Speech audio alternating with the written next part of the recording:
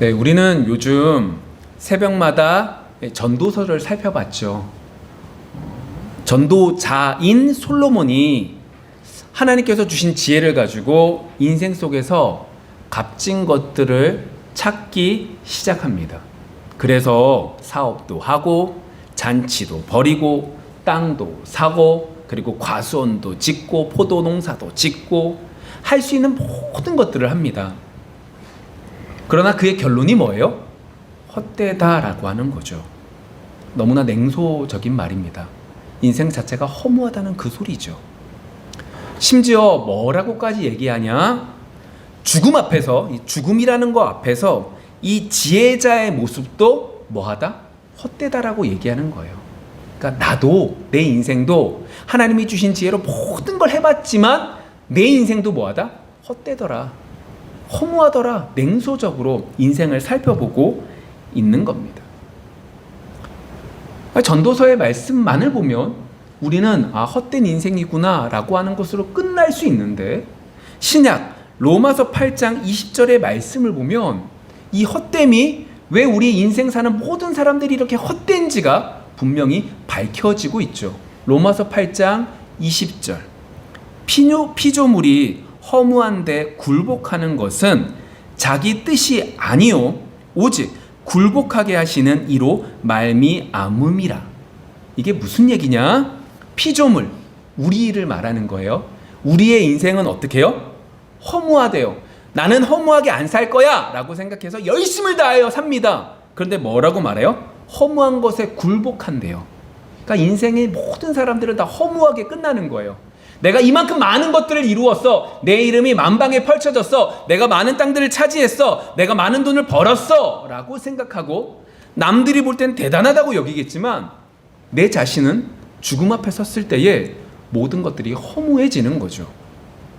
그래서 내가 이렇게 많은 업적을 했구나, 내가 뿌듯하구나 라고 생각하는 것이 아니라 내가 예전에 내 친구들에게 제대로 하지 못한 그것들 때문에 마음이 슬프고, 어떤 사람들은 그것들을 용서를 구하면서 죽었다라고 하는 이야기들을 보면 인생 자체가 허무하다라고 하는 것을 여실히 보여주고 있는 거죠. 그런데 그걸 누가 만드셨다? 오직 굴복하게. 그러니까 인생이 허무한데 굴복하는 이유는 누가 그렇게 만드신 것이다? 굴복하게 하시는 이로 말미암음이라. 하나님께서 우리가 인생을 살아가고 열심을 다하지만 그 모든 인생 속의 결론은 뭐다? 허무한 것으로 끝나게 하셨다라고 말을 하고 있는 거죠. 여러분, 이것이 진리입니다. 우리가 아직 인생 끝에서 있지 않기 때문에 인생이 허무한지 안 허무한지를 모르고 내가 열심을 다하면 허무함이 없이 뿌듯함으로 있을 거야 라고 생각하겠지만 결국 인생의 끝은 허무하다라고 성경에서 분명히 밝히고 있고, 그건 하나님이 그렇게 하셨다는 겁니다. 내가 어떻게 할 수 있는 것이 아니라고 분명히 말씀하고 있는 거죠. 그러면 궁금한 건 이겁니다. 왜 하나님은 우리의 인생이 허무하게 만드신 거죠? 인생 열심히 살았잖아요. 남들 놀 때 놀지 않고 열심히 공부했고 열심히 일했고 열심히 돈을 모았어요. 열심히 땅을 샀고 열심히 이름을 날렸어요. 죽음 앞에 놓였으면 뿌듯하고 기뻐해야 되는데 왜 허무함으로 끝나게 하시느냐? 이건 너무 크게 본다면 어떠한 일들을 열심히 합니다. 그 일들의 마지막에서 허무함을 느낍니다. 옛날에 조용필이라고 하는 가수가 큰 콘서트를 한 다음에 끝나고 나면 그 공연장에서 울었다고 합니다. 공연장에 사람들이 많았을 때는 오빠라고 부르는 그 소리가 뿌듯하고 너무너무 즐거웠는데 그 사람들이 다 빠지고 나니까 허무하다는 거죠. 엄청난 업적을 나타냈지만 허무하다는 겁니다. 그건 하나님께서 큰 뜻이 있는데 그게 뭐냐? 그것을 통하여 누구를 맛보게 하기 위한 거다? 허무한 속에서 빛을 보게 하신 것이고, 그 빛이 누구시다? 예수 그리스도임을 알게 하기 위한 누구의 뜻이다? 하나님의 뜻이고 하나님의 계획이라는 거예요. 인생의 허무함을 느끼고 예수님을 알아가는 사람은 예수님께서 달려 돌아가신 그 십자가가 단순히 옛날에 십자가의 나무 형틀에 돌아가셨대, 날 위해서 돌아가셨대가 바뀌어 정말로 나를 사랑하심을 깨닫게 됩니다. 나를 사랑하셨다라는 걸 깨달은 자는 오늘 말씀 속에서 뭐라고 그래요? 나의 계명을 지키는 자까지 나아가게 되는 거죠. 그런 면에서 오늘 우리는 예수님께서 말씀하신 계명이 오늘 15절 우리가 요번 한 달 동안 암송하고 나아갈 그리고 생각해 볼 그 15절에 나오는 나의 계명이라고 하는 그 계명이 뭔지, 그리고 이 계명을 지킴에 있어서 기도라고 하는 부분이 어떻게 연결되어지는지를 살펴보기를 원합니다. 그래서 궁극적으로 우리의 기도가 어떠한지를 살펴보아서 바른 기도로 나아가는 이번 한 달이 되어지기를 소망합니다. 자, 오늘 암송 구절인 요한복음 14장 15절의 말씀을 보면 이렇습니다. 너희가 예수님을 사랑하면 예수님께서 말씀하신 나의 계명, 하나님의 계명을 뭐한다? 지킨다라고 말씀하고 계시죠. 그럼 먼저 우리가 살펴볼 건 여기서 말하고 있는 나의 계명이 뭐냐라고 하는 거예요. 마태복음 22장 36절부터의 말씀을 보시면 예수님께서 계명은 뭐다라고 분명히 밝혀주고 계십니다. 마태복음 22장 36절 이렇게 쓰여져 있습니다. 선생님, 율법 중에서 어느 계명이 크니이까? 예수께서 이르시되 내 마음을 다하고 목숨을 다하고 뜻을 다하여 주 너의 하나님을 사랑하라 하셨으니 이것이 크고 첫째 되는 계명이요 둘째도 그와 같으니 내 이웃을 내 자신같이 사랑하라 하셨으니 이 두 계명이 온 율법과 선지자의 강령이니라. 조금 전에 살펴본 이 마태복음 22장의 이 말씀들은 예수님을 올무에 걸기 위해서 이제 와서 질문했던 종교 지도자들의 이야기입니다. 먼저 예수님을 올무에 걸기 위해서 왔던 사람들이 누구냐면 사두개인들이 왔습니다. 이 사두개인들은요, 부활을 믿지 않습니다. 그러니까 쉽게 말하면 지극히 현실주의자인 거예요. 돈을 벌기 위해서 세상에 있는 것들과 합하게 되고 그래서 부유하게 살고 그렇게 살아가는 자들이죠. 근데 그들이 와서 자신들은 부활을 믿지 않기 때문에 부활에 대한 질문을 예수님께 던지죠. 그랬더니 예수님께서 모세오경, 사두개인들이 그래도 믿고 있는 그 모세오경 속에 있는 부활에 대해서 말씀하심으로 결국 어떻게 될까요? 그 사두개인들의 입술을 닫게 하십니다. 올무에 걸려고 했는데 도리어 자신들이, 사두개인들이, 종교 지도자들이 뭐 한 거예요? 올무에 걸린 게 된 거죠. 자, 말없이 조용해지니까 다른 종교 지도자들인 사두개인들의 반대편에 있었던 바리새인들 가운데 오늘 성경 속에서 보시면 율법사, 그러니까 다시 말하면 율법을 가르치는 그 사람이 와서 질문을 던집니다. 그러니까 율법사라고 하는 건 뭐냐면 율법을 열심히 외우는 자죠. 지금도 랍비라고 하는 사람들은 모세 율법을 외웁니다. 그것이 기본적으로 랍비들이 가져야 될 소양이죠. 그것들이 이 바리새인들 속에서도 있었는데 그 사람들 중에 특출난 사람들이 율법사라고 말을 하고 다른 본문 성경에서는 이 이야기를 말하고 있는 다른 본문에서는 서기관이라고 말을 하죠. 서기관은 성경을 쓰는 겁니다. 그냥 필사하는 것이 아니라 정말로 정결하게 성경을 필사하고 하나님이라고 하는 단어가 나올 때마다 어떻게 해요? 목욕을 하고 그리고 그 이름을 기록할 만큼 제사를 드리고 지랄 만큼 그만큼 열심을 다했던 사람들입니다. 그들은 그 시대에 있었던 율법들을 지켰던 사람들입니다. 그들이 생각할 때에 율법을 쫙 나누니까 613가지의 계명들이 있다는 거예요. 그 가운데 248개의 하라라고 하는 계명과 365개의 하지 말라는 계명들이 있다. 그리고 이 계명들을 지켰던 사람들이 오늘 말하고 있는 이 바리새인, 특별히 이 율법사라고 하는 사람들이죠. 그러니까 얼마나 성경에 박식하겠습니까? 이 성경의 지식들을 가지고 예수님을 시험에 들게 하기 위해서 지금 노력하고 있는 겁니다. 조금이라도 잘못하면 예수님은 어떻게 되는 거예요? 죽는 거죠. 끌려가게 되는 그 모든 것들 속에 질문을 던집니다. 그러면서 뭐라고 질문을 던져요? 어느 계명이 가장 큽니까? 라고 하는 거예요. 여러분, 조금 이따 말씀드리겠지만 이것 자체가 이미 잘못된 겁니다.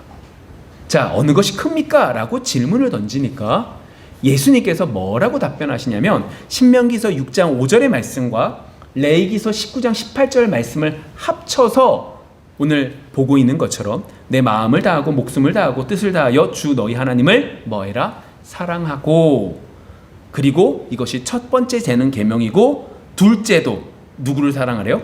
내 이웃들을 그렇게 사랑하라 라고 말을 하고 계십니다. 자, 이 계명, 이 율법사, 성경에 박식한 이 사람이 지금 제가 뭐라고 들었냐면 이 질문, 어느 것이 큽니까? 라고 하는 질문 자체가 잘못됐다고 말씀드리는 이유가 뭐냐면 지금 이 율법사는 계명들 속에서 뭐가 크고 뭐가 작음을 자기들 나름대로 정리를 내린 거예요. 그래서 가장 먼저는 여호와고 그 다음에 부모고 그 다음에 뭐다 라고 하는 걸 정리를 내린 거죠. 근데 그것이 아니라는 거예요. 율법은 그게 아니라 첫째도 둘째도 모든 율법들은 다 지켜야 한다는 거죠. 율법 가운데 뭐는 중요하고 뭐는 중요하지 않다가 아니라 다 지켜야 된다는 거예요. 그런 면에서 생각해 보시면 예수님께서 뭐라고 그랬어요? 첫 번째, 하나님을 내 모든 것들을 다해서 사랑하고 그 다음 뭐래요? 내 이웃도 모든 것들을 다해서 사랑하라. 이건 하나님은 먼저고 이웃은 나중에가 아니라 하나님도 이웃도 동일하게 해야 돼 라고 말씀하고 있다 라고 말하고 있는 거죠. 말씀 속에서 이제 그 후에 보시면 강령이라고 하는 단어가 나옵니다. 근데 이 강령이라고 말하는 것은 핵심 줄기를 말하는 거죠. 뭐의 핵심 줄기라는 거예요? 율법과 선지자, 다시 말하면 구약의 전부의 핵심은 뭐라는 거예요? 하나님을 사랑하고 이웃을 사랑하라는 거예요.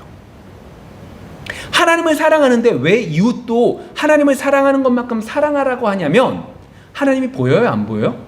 안 보이니까 보이는 이웃을 어떻게 하라는 거예요? 사랑하라는 거예요. 그것도 내 마음과 내 뜻과 모든 것들을 다해서, 다시 말하면 전인의 모든 것들을 다해서 하나님을 그렇게 사랑하고 이웃도 그렇게 사랑해 라고 말씀하고 있는 거죠. 여러분, 인생 속에서 허무하지 않게 살기 위해서는 어떻게 하면 될까요? 조금 전에 말씀드렸던 것처럼 하나님을 사랑하고 이웃을 사랑하는 거예요. 하나님을 어떻게 사랑해요? 모든 것들을 다해서 사랑하고 이웃을 어떻게 해요? 모든 것들을 다해서 사랑하라는 거죠. 이렇게 하면 어떻게 된다는 거예요? 행복한 삶을 살 수 있습니다. 그 말을 하고 있는 거죠. 그러면서 이제 하시는 말씀이 우리가 오늘 말씀 보시면 15절 말씀, 주님을 사랑하면 그 계명을 지킬 수 있다라고 말하고 있는 거예요. 자, 하나님의 뜻은 알겠어요. 주님께서 하신 말씀은 알겠어요. 근데 문제는 뭐예요? 이걸 지킬 수가 없다는 거죠. 이렇게 되십니까?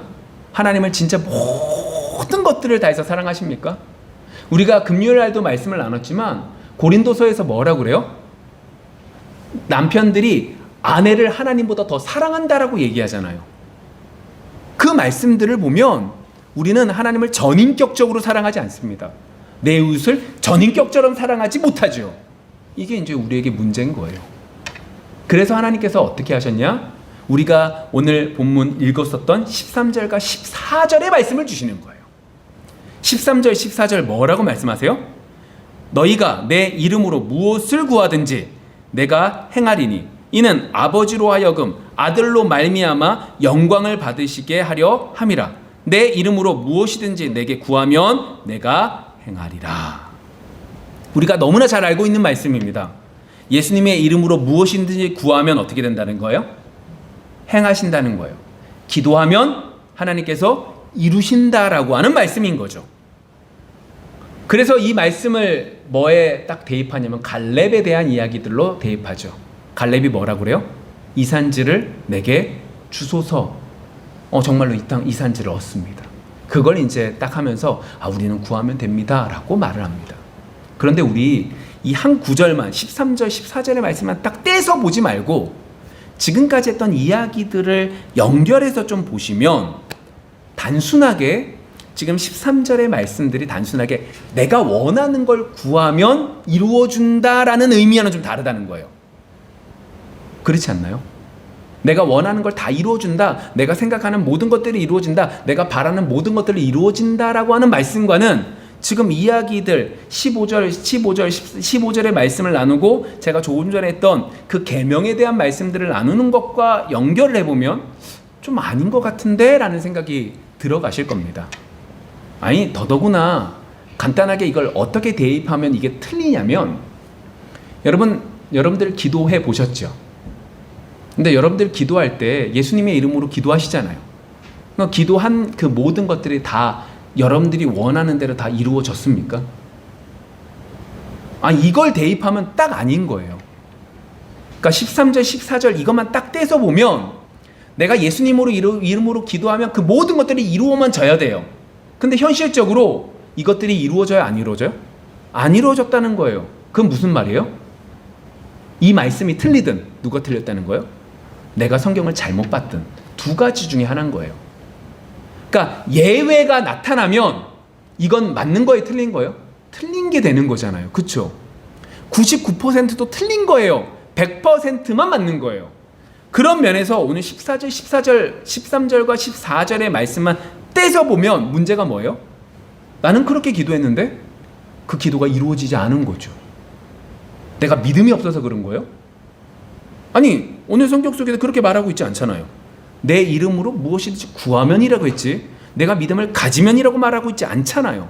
그러니까 이름은 이 말씀이 우리가 잘못 봤다라고 하는 말씀으로 봐야 되는 거죠. 자, 어떻게 봐야 될까요? 오늘 성경 앞부분을 연결해서 보셔야 돼요. 그러니까 한 구절만 보시면 안 돼요. 한 구절만 보시면 문제가 생겨요. 그 앞에 있는 이야기들과 연결해 보셔야 되는 거예요. 앞에 있는 이야기가, 앞에 있는 본문의 얘기가 어디서부터 이제 좀 살펴보셔야 되냐면 이렇게 보시면 됩니다. 예수님께서 이제 십자가를 지시기 일부 직전이세요. 최후의 만찬을 마무리 지었어요. 가룟 유다는 나를 떠났어요. 내가 내 사랑하는 제자들에게 진짜 십자가를 지기 마지막 때까지 예수님은 제자들에게 계속해서 하시는 말씀이 뭐냐면 당신의 죽음에 대해서 말씀을 하시는 거예요. 왜 그럴까요? 이제 내가 십자가에 달려서 올라가서 죽게 되면 내 사랑하는 제자들은 어떻게 되는 거예요? 뿔뿔이 흩어지게 될 거거든요. 이때 믿음이 없으면 어떻게 되는 거예요? 무너져 내릴 수밖에 없어요. 그러니까 이 제자들에게 자신의 죽음에 대해서 미리 말씀해 주시는 거예요. 어느 누구도 모르는 그 이야기를 미리 말씀하심으로 그들에게 믿음의 믿음을 더하기를 원하셨던 거죠. 근데 반대 입장에서, 제자들의 입장에서는 어떨까요? 황당해요. 지금 내가 3년 동안 열심히 쫓아다니고 2년 반 동안 열심히 쫓아다녔던 이유는 뭐 때문이에요? 예수님이 왕 되시면 내가 그 밑에서 높은 자리에 앉고 싶어서 내가 이 일을 했는데 지금 뭐 하는 거예요? 예수님이 돌아가시겠다라고 말씀하시는 거죠. 그러니까 불안하기 시작해요. 그 불안한 것 가운데 빌립이라고 하는 사람이 이렇게 말을 합니다. 예수님, 마지막으로 하나님을 한번 보여주세요 라고 이야기를 하는 거죠. 자, 그 부분이 이제 8절의 부분들이에요. 예수님께 아버지를 좀 보여달라고 이야기를 하죠. 그랬더니 예수님께서 이제 9절과 10절과 계속 하시는 말씀이 예수님과 하나님이 특별한 관계임을 말씀하세요. 그래서 뭐라고 그래요? 예수님을 보았으면 하나님을 본 것이다라고 말씀하시는 거죠. 그리고 그 다음 부분들이 연결이 되는 거예요. 자, 그러면서 뭐라고까지 12절에 말씀하고 있냐면 그들에게 이제 더 이상 염려할 필요가 없다고 말씀을 하시거든요. 그것이 이제 12절 말씀이에요. 12절 이렇게 말하고 있습니다.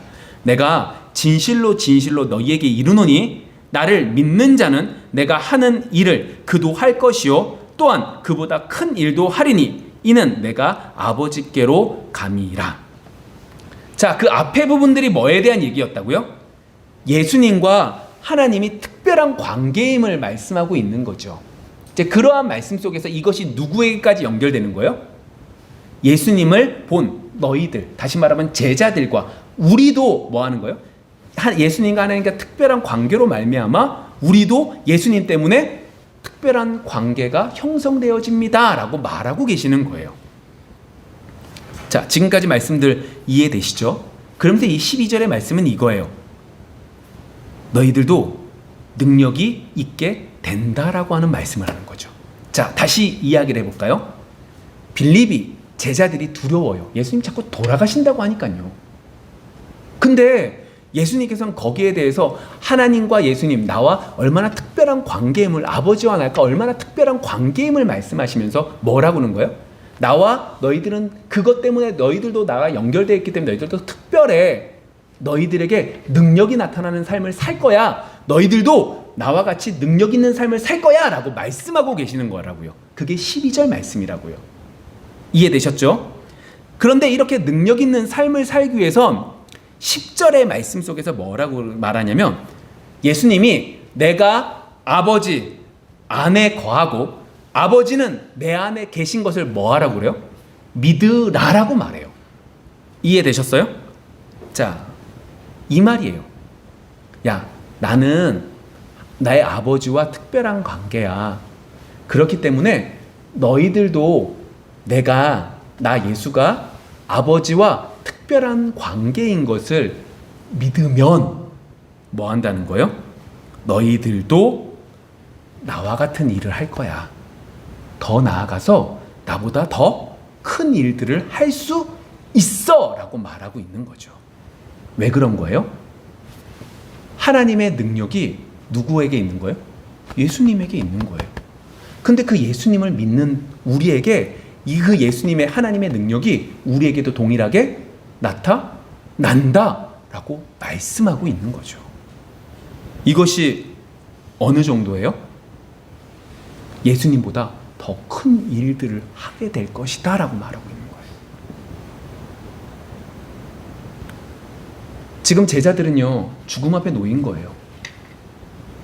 자신들은 몰라요. 앞에 어떻게 예수님 잡혀갈지 하나도 몰라요. 그러나 예수님께서 자꾸 불안한 말씀들을 하니까 불안한 거예요.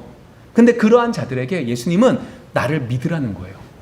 앞으로 무슨 일이 일어날지 너희들이 상상하는 이상이지만 그 모든 것들 속에 누구를 믿으라는 거예요? 내가 아버지와 뭐 하는 거? 특별한 관계인 것을 믿으라는 거예요. 이걸 믿으면 어떻게 된다고요? 너희들 나처럼 능력 있는 정도가 아니라 나보다 더 큰 일들을 할 거야 라고 말씀하고 계시는 거죠. 여러분, 제자들이 예수님보다 더 큰 일들을 합니까? 예수님처럼 물 위를 걸어갑니까? 오병이의 기적이 있습니까? 없었습니다. 그런데 분명히 예수님 뭐라고 말씀하셨어요? 나보다 더 큰 일을 한다라고 말씀하셨어요. 무슨 의미냐면 이겁니다. 제자들이 지금 큰 일을 한 것은 다른 게 아니에요. 제자들이 한 게 뭐예요? 초대교회 때 문제가 생깁니다. 구제 때문에 문제가 생기죠. 그래서 구제에 관련해서 집사들을 세우고 제자들은, 사도들은 뭐라 그래요? 나는 뭐 하는 것만? 기도하는 것과 말씀 전하는 거에 전무하겠다. 내가 이것만 할겠어. 너희들은 나머지는 너희들이 해 라고 말하죠. 그러니까 제자들이 한 건 뭐밖에 없어요? 말씀을 전하는 것밖에 없었습니다. 여러분, 사람을 바꿀 수 있는 건 말씀의 능력밖에 없습니다. 말씀을 전할 때 그 사람 안에 있는 죄의 모습들이 무엇인지 깨닫게 하는 것은 말씀의 능력밖에 없죠. 제자들이 한 것이 뭐예요? 말씀을 전함으로 예수님은 이 땅에 3년밖에 계시지 않아 3년 6개월밖에 공생의 시간을 갖지 않아서 이 예루살렘을, 아니 시리아까지, 아니 더 넘어서까지 나아가지 못하셨지만 제자들은 어디까지 가요? 땅끝까지 가서 복음을 전하게 된 거죠. 그런 면에서 어떻게 된 거예요? 더 큰 일들을 감당한 거죠. 물론 능력은 누가 더 많으세요? 당연히 주님이 더 많으시죠. 주님 같은 기적의 역사 이루지 못했어요. 다만 제자들은 그 말씀을 부여잡고 그 하나님의 능력으로 어떻게 한 거예요? 가서 복음을 전함에 죽어있는 영혼들이 살아나는 능력이 세계 곳곳에서 나타나는 큰 역사를 이루게 된 거죠. 결국 예수님께서 12절에 하신 말씀처럼 그 모든 것들이 이루어지게 된 거예요. 자, 지금까지 하는 말씀들 잘 기억되시죠? 이 말씀 다음에 뭐가 나타난 거예요? 13절, 14절. 무엇인지 부르짖으라라는 말씀이 나타나는 거예요. 그러면 단순하게 이게 내가 원하는, 내가 바라는 것을 말하는 거예요? 아니면 제자들의 입장에서 생각을 해보시면 죽음 앞에 놓여있는 이 상황 속에서 예수님을 더욱더 믿게 하기 위한 예수님의 말씀 속에서 그것을 구하라는 거예요? 당연히 후자인 부분인 거죠. 그러면서 이제 생각해 보시면 우리가 보여야 될 건 13절 하반절의 말씀이 보여요. 뭐라고 말씀하세요? 아들로 말미암아 영광을 받으시게 하려 함이라. 여러분, 아들 예수님이잖아요. 예수님께서 이 땅에서 기도하실 때 어떻게 기도하셨어요? 예수님께서 무엇이든지 구하라고 하셨고 그것들이 예수님도 동일하신데, 그러면 예수님께서 이 땅에 살면서 내가 부자 되게 해주십시오. 하나님, 아무리 생각해봐도 아버지, 제가 돈이 많아야 돼요. 돈이 많은 다음에 그 돈을 가지고 이 사람들한테 구제하면서 가는 게 훨씬 더 좋을 것 같습니다 라고 말한 적이 없어요. 기도의 결정판인 겟세마네 언덕에 올라가셔서 예수님이 기도하신 모습을 보면 어떻게 기도하세요? 아버지요, 정말로 죽고 싶지 않아요. 십자가 너무너무 괴롭습니다. 너무너무 두렵습니다. 그런데 누구 뜻대로? 아버지의 뜻대로 되기를 원합니다 하고 내려오세요. 예수님이 기도하신 건, 예수님을 통하여 예수님을 말미암아 영광을 하나님 아버지께서 받으시는 건 뭐냐면, 예수님이 자신의 뜻을 어떻게 해요? 꺾고 아버지의 뜻을 높이는 거죠. 그게 예수님이 말씀하신 무엇인지 기어도 구하라는 그 모든 것들의 결론이 되는 거예요. 왜 그래요? 내 뜻대로 하는 것보다 아버지의 뜻대로 하는 것이 가장 좋은 것이기 때문에 그래요. 여러분, 우리에게 주어진 것이 왜 우리에게 가장 좋은 거라고 제가 항상 말을 해요? 이유는 간단해요. 내가 내 생각대로 될 줄 알았더니 안 되니까 우리가 이 고백을 하는 거잖아요. 하나님 언제나 나에게 가장 좋은 것들을 주십니다 라고 하는 마음을 왜 되뇌어요? 언제 되뇌어요? 내 생각대로 안 될 때 되뇌이잖아요. 그럼 무슨 의미예요? 내 방법이 아니라 하나님의 뜻이 맞습니다 라고 말하는 그 고백과 동일한 거죠. 자, 이러한 것들을 가지고 뭐라고 15절에서 결론을 상반절에 15절 상반절에 결론을 내려면 이렇게 말해요. 너희가 나를 사랑하면이라고 결론이 나요. 자, 저 좀 봐주세요. 지금 있는 이 모든 것들, 기도에 관련되어 있는 게 하나님께 영광 돌린 거네. 그렇구나. 뭐가 이래요. 근데 이 모든 것들이 뭐로 한마디로 15절을 상반절에 딱 나라냐면, 기도의 궁극적인 결론은 뭐가 되는 거예요? 주님을 사랑하는 것이 되는 거예요. 제자들에게 정말로 원하신 건, 지금 제자들에게 생각을 해보세요. 나는 십자가에 못 박혀 죽지만 내 제자들은 어떻게 되는 거예요? 뿔뿔이 흩어지고 믿음 없는, 괴로워하면서 죽을 것 같은 그 상황 속에 놓이게 되잖아요. 그 상황 속에서 정말로 필요한 건 뭐예요? 주님을 사랑하는 그것이 가장 필요하잖아요. 주님을 사랑하면 어떻게 되는 거예요? 버틸 수 있거든요. 그러면 주님을 사랑하는 것 속에 뭐가 나타나는 거예요? 아버지의 은혜가, 아버지의 능력이 나타나잖아요. 그래서 정말로 예수님께서 원하셨던 건 뭐예요? 주님을 사랑하는 그 기도를 그 제자들이 드리기를 원하셨던 거죠.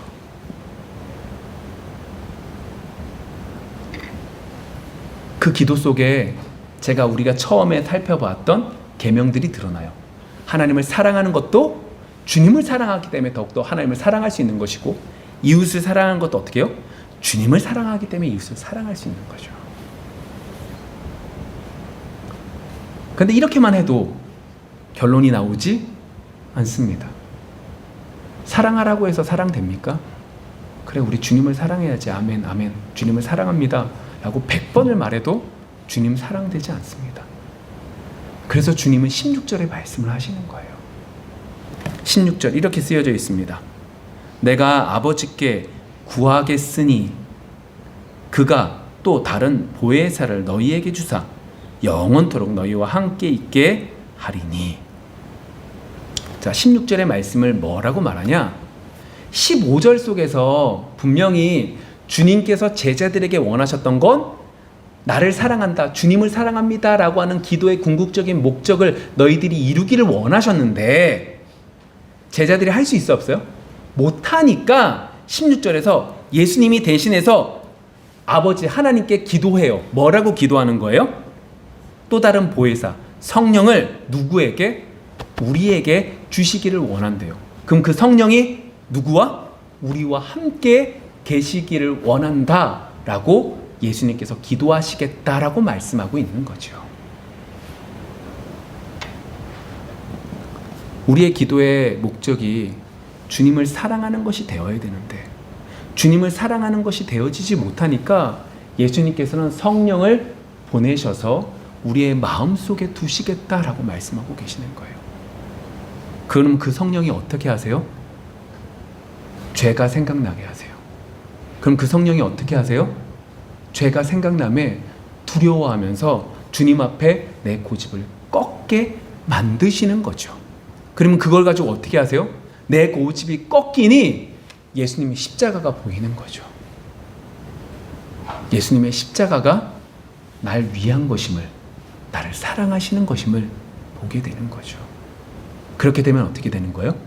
주님을 사랑하기에 주의 계명을 지키기 위해서 몸부림치게 되는 거죠. 그게 갈렙인 거예요. 단순하게 갈렙이 이전에 하나님께서 나에게 말씀하셨으니까, 주님께서 나에게 말씀하셨으니까 이 말씀 기억하지? 얘들아 나 이 땅 내가 차지할게, 이게 아니에요. 주님께서 말씀하셨음에 그 말씀이 마음에 새겨지는 거예요.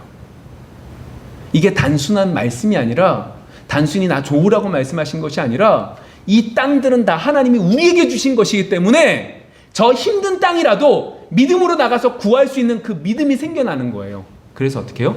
그것을 믿음으로 달라고 하고 그것을 구하고 찾아오는 거죠. 그 역사 속에 갈렙은 능력이 나타나게 된 거예요.